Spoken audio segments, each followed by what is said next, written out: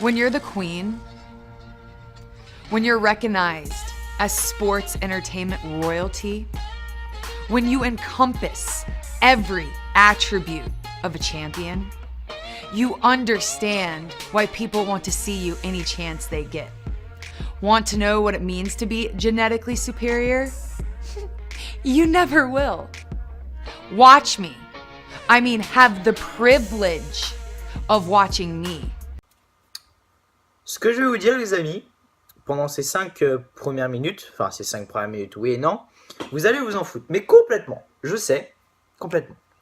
Je pars en vacances, là, voilà, c'est la dernière review de Raw qui va être sur la chaîne jusqu'à à peu près la rentrée scolaire, donc oui, ça fait un bon petit 3-4 semaines, donc oui, c'est assez long quand même, j'ai pas vous le cacher, mais voilà, j'ai pas d'autre choix, je pars en vacances, sans connexion, enfin voilà.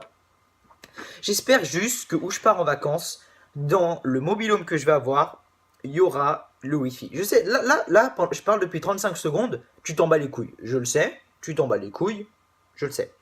Mais, voilà. Pourquoi j'espère qu'il y aura le Wi-Fi? Parce que si je pars dans l'optique que j'ai vue à Raw là, je vous jure les gars, que Raw, enfin pendant toutes les vacances, Raw, je vais avoir une mauvaise vision de ce show. Voilà, c'est tout ce que j'ai à dire. Salut à tous, c'est WW en français. J'espère que vous allez bien. Aujourd'hui, on se retrouve pour la review de WWE Raw du... Alors attendez, on est le mardi 1er, mercredi 2, jeudi 3. Voilà, ce sera du jeudi 3 août 2017 en français tout simplement. Du coup, voilà. On était en direct de Pittsburgh, en Pennsylvanie. Donc, Pittsburgh, Pennsylvania. Donc, voilà. On a commencé le show par une promo de Kurt Angle. Voilà, tout simplement.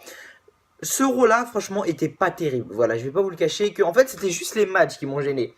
En fait, quand je vois la liste des matchs, il y a du potentiel. Les seuls matchs vraiment qui ont été intéressants, c'était le Triple Threat match, Bayley contre Nia Jax et peut-être Big Cass contre Shaw. Et encore, vu la fin du match, je sais pas trop si je peux dire que c'est bon, tout simplement. Donc voilà. Donc on va commencer tout de suite donc pour la preview. Donc il y a tout, j'ai tout écrit là. Voilà, tout est écrit là. Donc si je regarde à gauche, c'est normal, c'est parce qu'il y a tout écrit là. Là j'ai vite fait juste écrit vite fait. Vous voyez que la feuille est moins remplie que d'habitude, c'est parce qu'en fait j'ai écrit, il y a un roman en fait qui est écrit devant moi. Du coup je vais essayer de tout vous lire au maximum, tout simplement. Donc en gros, Kurt Angle nous souhaite, donc il commence sa promo, voilà, il nous souhaite la bienvenue pour ce Monday Night Raw dans sa ville natale. Il dit que ce soir nous aurons un show incroyable avec Big Show contre Big Cass, un Miz TV avec son fils Jason Jordan et en main event Joe Strowman et Reigns vont s'affronter. C'est pas ce qui s'est passé, donc je sais pas ce qu'il a dit Kurt Angle. Est-ce que Vince McMahon va enlever ses écouteurs comme l'interview que je vous ai mis sur Kevin Owens lundi? Peut-être, on ne sait pas, non, je rigole. Donc voilà. Maintenant, il va nous parler de aujourd'hui, que c'est le 21e anniversaire de sa victoire de la médaille d'or qu'il a gagné. Sa médaille avec un coup brisé et il ne serait pas ici si ce ne serait pas de nous. En gros, si ce ne serait pas grâce à nous, il ne serait pas là. Tout simplement, en gros, c'est ça. Ensuite, Paul Heyman arrive, voilà, Lesnar et Paul Heyman arrivent tout simplement sur le ring. Paul Heyman dit qu'il comprend l'arnaque. Il voit la stratégie, il comprend que Kurt Angle, il comprend ce que Kurt Angle veut faire. Kurt Angle veut enlever le titre universel à Brock Lesnar. Sinon quoi, mettre Lesnar dans un fatal 4-way, excusez-moi, avec les plus gros de la WWE. Il y a un Braun Strowman en premier, gros et grand. Dans le passé, il n'y a jamais eu quelqu'un comme lui. Ensuite, il y a celui qui a envoyé l'Undertaker à la retraite. Roman Reigns, né pour être champion, élevé pour être champion et prêt pour être champion selon Kurt Angle. Ensuite, il y a la honte Samoan, celui que Kurt Angle voudrait voir champion, Samoa Joe.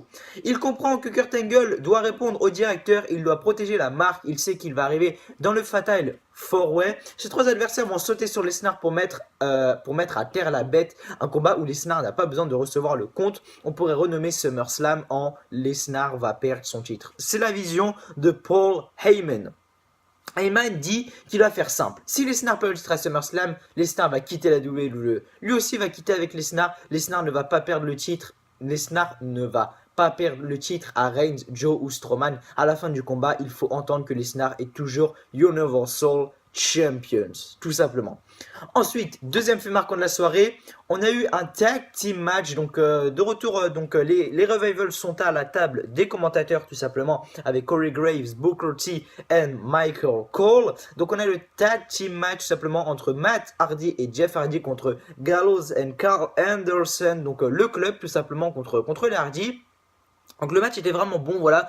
J'aurais préféré voir un D-Revival contre Hardy, même si à SummerSlam c'est sûr qu'on aura D-Revival contre Hardy. En gros, Gallows et Anderson, c'est un peu les mecs qui essayent de, comment je pourrais expliquer, qui essayent de garder le, comment je pourrais vous expliquer ça, voilà, qui essaye de l'équipe qui en fait qui essaye de faire gagner le suspense jusqu'à SummerSlam entre les Hardy et D-Revival. Donc c'est un peu dommage, mais bon, c'est pas grave.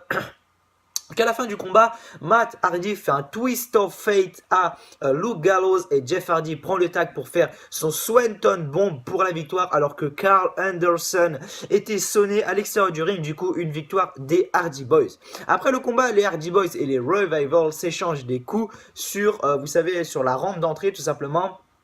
Carl Anderson et Gallows viennent se joindre à l'action, mais les Hardy s'occupent des deux duos, donc en gros c'est du 2 contre 4 quoi. Ensuite, voilà ce qui s'est passé. Voilà, donc en gros, après, comment je pourrais vous expliquer ça? En gros, vous voyez, à la table des commentateurs qui est surélevée, il y a un trou. Jeff Hardy fait une espèce de topé suicida sur Dash Wilshire et Carl Anderson. Donc voilà, c'était vraiment assez joli au niveau du spectacle. Ensuite, en coulisses, donc troisième fait marquant de la soirée. Renee Young est avec Dean Ambrose, donc son mari dans la vraie vie. Donc elle est avec Dean Ambrose et demande s'il va revenir avec Seth freaking Rollins. Ambrose dit que c'était comme au bon vieux temps, tout a bien été, ils étaient des machines. Ensuite, Seth freaking Rollins arrive et dit que c'était spécial la semaine dernière. Ambrose dit qu'il ne lui fait toujours pas confiance, même si la WWE, même si l'univers de la WWE est parti où lui veut Rollins, ne pourra pas l'avoir une seconde fois. Voilà, tout simplement. Ensuite, on a eu la pause publicitaire aux États-Unis, tout simplement. De retour en coulisses, Seth freaking Rollins marche et Cesaro et Sheamus l'arrêtent. Donc moi, j'ai vu un tweet de Celtic Warrior 61 qui disait Cesaro. Alors, peut-être que l'équipe, on va l'appeler Cesaro, je sais pas, mais pour l'instant, je vais dire Cesaro et Sheamus. Cesaro et Sheamus l'arrêtent, voilà, tout simplement. Cesaro dit que lui et Sheamus ont l'expérience contraire de Seth freaking Rollins. Sheamus dit qu'au début, lui et Cesaro ne pouvaient pas être amis, mais maintenant, ils sont les champions. Cesaro dit que Rollins et Ambrose sont arrivés comme des frères pour ensuite le trahir. Ambrose ne va plus faire confiance à personne. Sheamus dit que Ambrose était la dernière chance pour Rollins pour avoir du succès dans sa carrière. Cesaro dit que Seth Rollins se retrouve en solo. Rollins dit qu'ils peuvent se battre. C'est à eux de décider qui va l'affronter ce soir. Sheamus dit qu'il accepte le challenge. Donc ce soir on aura Sheamus contre Seth freaking Rollins. 6-man tag pour le Cruiserweight. On s'en bat les couilles. De retour tout simplement après la pause publicitaire. Enfin, après la pause Cruiserweight, parce que quand c'est Cruiserweight, c'est pause café. Hein. Je vais pas vous le cacher, tout le monde s'en bat les couilles, moi je m'en bats les couilles. Voilà. De retour sur le ring, The Miz arrive sur le ring avec son Miz tourage pour The Miz TV. Et Miz dit qu'il ne peut pas nous dire à quel point il déteste cette ville, donc Pittsburgh en Pennsylvanie. Donc, il dit bienvenue au Miz TV. Le Miz TV est le dernier buzz. On parle seulement du fils de Kurt Angle. Donc voici son invité, Jason Jordan. Donc Jason Jordan arrive, nouvelle musique, nouvelle chemise, etc. Vraiment super beau gosse le mec. Jason Jordan arrive, Miz dit que c'est une semaine de fou. Il apprend qu'il est adopté avec Angle comme père. Jason Jordan dit que c'est très émotionnel. Miz demande comment c'est de se faire huer. Jason Jordan dit qu'ils vont célébrer et huer. Il y a des hauts et des bas. Jason Jordan dit que The Miz est un pro dans les huées. Miz dit que Jason Jordan est l'expert des chances. Les habiletés de Jason sur le ring sont excellentes. Il veut donc lui offrir une proposition. Il veut guider la carrière de Jason Jordan. Miz dit qu'il lui donne sa chance d'une vie, rejoindre son Miz Tourage. Jordan le remercie et dit qu'il est ok. Miz dit qu'il fait tout, film, télévision, main event de WrestleMania. En main event de WrestleMania, on est plus grand que tout le monde en coulisses. Il peut aider Jason Jordan face aux gens qui voudront sa place. Jason Jordan dit qu'il apprécie l'offre, mais il passe. Miz dit que c'est normal, son père peut lui donner tout ce qu'il veut. Jason Jordan dit qu'il a parlé avec Kurt Angle pour ne pas avoir de faveur. Il va gagner ce qu'il va avoir. Miz dit que Jason Jordan est naïf de croire son héros. Jason Jordan dit qu'il ne veut pas être associé à quelqu'un comme lui. Miz dit que comme un champion ou comme son père à la retraite qui prend de mauvaises décisions. Donc en gros, le Miz il est en train de critiquer Kurt Angle. En gros, voilà. En gros. Jason Jordan dit que le Miz peut dire ce qu'il veut sur lui, mais Kurt Angle va lui faire regretter. Jason Jordan ensuite, enfin le Miz Tourage commence à arriver à se coller à Jason Jordan. Voilà, il commence à se coller à Jason Jordan. Le Miz repousse le Miz Tourage dans le coin. À un moment, The Miz fait un coup de la corde à linge, sauf que Jason Jordan esquive. Il porte un Bailey to Bailey souplex sur Curtis Axel et Bo Dallas sur le Miz. En fait, je sais pas comment expliquer. En fait, il a pris le Miz, il a porté un Bailey to Bailey souplex sur Bo Dallas et Curtis Axel. Donc en gros, le Miz est tombé sur Curtis Axel et Bo Dallas. Voilà. Donc en gros, les trois ils sont tombés comme une vieille crêpe, tu sais. Voilà. Ensuite, on a eu tout simplement l'entrée de Sheamus accompagné de Cesaro tout simplement pour son match contre Seth freaking Rollins. À la fin du combat, qu'est-ce qui se passe? Voilà, le match était vraiment bon. Voilà, Sheamus, si un jour j'étais superstar à WWE, Sheamus c'est la personne avec laquelle je voudrais être le moins dans le ring. Pourquoi? Parce que c'est le mec, il s'en bat les couilles. Il te met des vrais coups. Demandez à Jeff Hardy qui avait perdu ça donc contre Sheamus. Regardez les coups qu'il lui met quand il faisait ces trucs à l'époque là, quand il mettait son mec sur les cordes. Voilà, Sheamus c'est la personne avec laquelle je voudrais le moins être sur un ring. Donc voilà, comment se déroule le match? À la fin du combat, Seth freaking Rollins renverse Sheamus avec un roll-up pour le surprendre pour la victoire. Donc victoire de Seth freaking Rollins avec un roll-up. Après le combat, Sheamus et Cesaro commencent à rouer de coups Seth freaking Rollins. Et ensuite, Dean Ambrose arrive pour essayer de le sauver. Mais Cesaro et Sheamus sont plus forts. Cesaro termine avec son Neutralizer. Ambrose fait signe pour en avoir plus. Cesaro enchaîne alors avec des coups. Et Sheamus termine avec un Brogue Kick. Donc en gros, les deux personnes du Shield sont à terre et Cesaro et Sheamus sont toujours au-dessus, donc au niveau tout simplement. Moi je vais pas vous le cacher, ce que je vois, il y a beaucoup de rumeurs sur ça, ça sera Sheamus et Cesaro contre Dean Ambrose et Seth freaking Rollins à SummerSlam. Je n'en dis pas plus, c'est qu'une proposition, mais voilà, c'est ma dernière review, je pense que ça va être ça, je vous le dis honnêtement comme ça. Ensuite, de retour après la pause publicitaire aux États-Unis. Eh oui, il y en a beaucoup de la pause publicitaire aux États-Unis. De retour, Bray Wyatt arrive sur le ring et Bray Wyatt dit qu'il n'y a pas d'échappatoire pour nos enfants et encore moins pour Finn Balor. On ne peut pas fuir la noirceur, on veut que se cacher derrière nos sens pour être quelqu'un qu'on ne peut pas. Franchement, traduire ce que dit Bray Wyatt, c'est très compliqué, je vais pas vous le cacher. Il est Bray Wyatt, il est partout, il est le mangeur du monde, il est là quand un homme veut empêcher quelqu'un de voler ou quand quelqu'un est dans le Balor's Club. On est excusez-moi, ça a coupé, du coup je vais recommencer où j'étais. Donc en gros, Bray Wyatt disait que on est infecté par l'espoir qu'un jour notre vie peut devenir spéciale comme Finn Balor, l'homme ordinaire. Il peut voir Balor comme il est réellement. Balor vit dans un temps emprunté comme nous, tout simplement. Du coup voilà, excusez-moi. Ensuite, la lumière s'éteint. Voilà, la lumière s'éteint, normal. Ensuite, elle se rallume et Finn Balor est dos face à Bray Wyatt. Et Bray Wyatt, il rigole comme ça, il commence à rigoler, à mettre son doigt dans la bouche là. Il commence à toucher Finn Balor, sauf que Finn Balor se retourne et lui met un énorme power kick. Et ensuite, il sort du ring et fait un drop kick contre la barricade. Et donc Bray Wyatt atterrit tout simplement dans la foule, donc dans le public. Ensuite, on a tout simplement le triple set match, donc oui c'est même pas le main event, c'est ce que je vous disais tout à l'heure, c'est même pas le main event, le triple set match. Donc Samoa Joe contre Braun Strowman contre Roman Reigns, vraiment un très bon match, voilà, vraiment un très bon match, c'était le meilleur match de la soirée.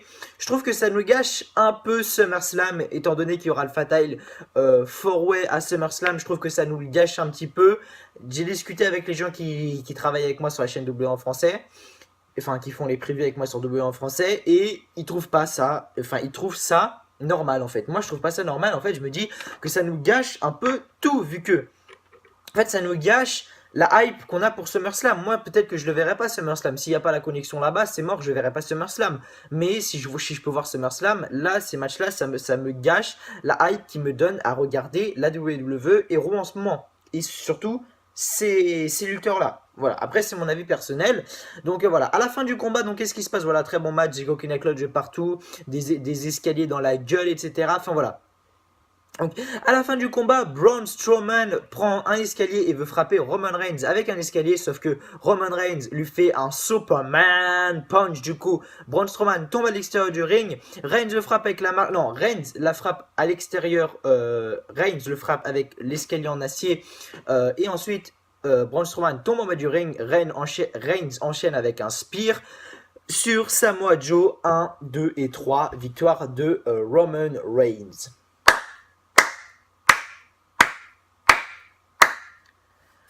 Quand est-ce que Roman Reigns va arrêter de se faire prendre pour Superman?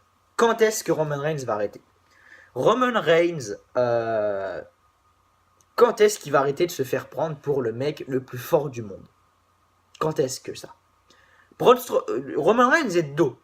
Braun Strowman, il attend avec l'escalier. Roman Reigns lui fait un saut à la Superman. Comment Braun Strowman ne peut pas prendre l'escalier? Et putain, mais tu lui fous un coup d'escalier dans la gueule. Et c'est fini, quoi. Mais non, faut que le mec arrive à faire un Superman punch, tu sais, qu'il arrive à prendre l'escalier, bam, que le mec il passe par-dessus la troisième corde carrément et qu'après, oh, Superman expire. Non, c'est pas possible, c'est pas possible, c'est pas possible. Mais Roman Reigns a gagné. Roman Reigns a gagné, qu'est-ce que vous voulez que je vous dise? Je peux rien y faire, c'est Vince McMahon qui choisit, je peux rien y faire. Mais ça me désole vraiment, ça me désole. Ensuite, qu'est-ce qui se passe? En coulisses, Enzo Amore dit à Big Show qu'il veut s'excuser pour avoir forcé l'implication de Big Show dans ses problèmes. Il apprécie son aide depuis le début. Big Show dit que c'est ok, ce n'est pas c'est pas si mauvais de se battre avec lui. Bika sera une leçon de respect ce soir.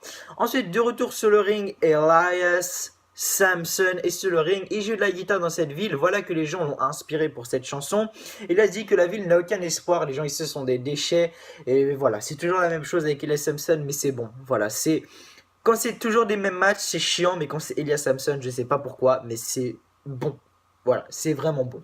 Donc ensuite, on a eu Kalisto qui est arrivé. Pourquoi Kalisto? Pourquoi Kalisto? Pourquoi? Je sais pas. Mais on a eu Kalisto qui est arrivé. Lucha. Je sais pas pourquoi, mais Kalisto est arrivé. Elias Samson, il feudait il y a une semaine, 2 semaines avec Finn Balor. Avant, il feudait avec Seth Rollins, je crois, si je me trompe pas, ou je confonds peut-être avec Bray Wyatt. Et là, maintenant, il feudait avec Kalisto. Et avant, il feudait avec Ambrose. Qu'est-ce qu'ils veulent faire? Clairement, qu'est-ce qu'ils veulent faire avec Elias Samson? Je sais pas. Je sais pas ce qu'il va faire avec Elias Samson. Et ça me désole. Mais vraiment, ça me désole parce qu'Elias Samson, ça peut être un dur à cuire. Donc, je vais pas m'éterniser sur ce match. À la fin du combat, Elias Samson termine le combat avec son neckbreaker pour la victoire. Tout simplement, donc Elias Samson gagne. Je vais pas blablater sur ce match-là parce qu'il m'a fait mal à la tête. Ensuite, en coulisses, je crois que c'est Charlie Caruso. Oui, c'est ça, c'est Charlie Caruso qui demande à Alexa Bliss les commentaires qui va l'affronter à SummerSlam. Alexa Bliss dit que c'est la même Bayley de Payback ou de Extreme Rules. C'est encore plus drôle de voir la défaite de Sasha Banks contre Bayley. Ce soir, pour Bayley contre Nia, nous aurons un massacre. De retour en coulisses. Ensuite, de retour en coulisses, Seth fucking Rollins est avec Dean Ambrose dans les vestiaires. Simplement, Rollins dit qu'il voulait le remercier pour son aide ce soir. Ambrose dit qu'il a gagné le combat, il n'avait pas besoin de son aide. Rollins demande pourquoi il est venu, alors Ambrose dit qu'il connaissait le plan de Seth fucking Rollins. Il devait intervenir pour ne pas passer pour un idiot. La prochaine fois que Rollins se prend un combat, il devrait prendre un qu'il peut gagner, excusez-moi, il peut devenir Rollins aussi, il aurait fait la même chose. Je ne sais pas si vous avez compris, parce que même moi, quand j'ai lu ce que j'ai écrit, j'ai pas compris. Ensuite, Bayley contre Nia Jax, voilà, vraiment un très beau match. Bayley contre Nia Jax, voilà. Bayley est la challengeuse numéro 1, Nia Jax est la future pour moi challengeuse numéro 1 après SummerSlam, donc voilà, vraiment, on a vraiment eu un très gros match, pas de Sasha Banks ce soir. Donc à la fin du combat, qu'est-ce qui s'est passé? Bayley est sur le coin du ring, elle fait une espèce de descente sur Nia Jax, elle fait une espèce de descente comme ça sur Nia Jax, du coup un espèce de splash sur Nia Jax tombe à l'extérieur du ring tout simplement.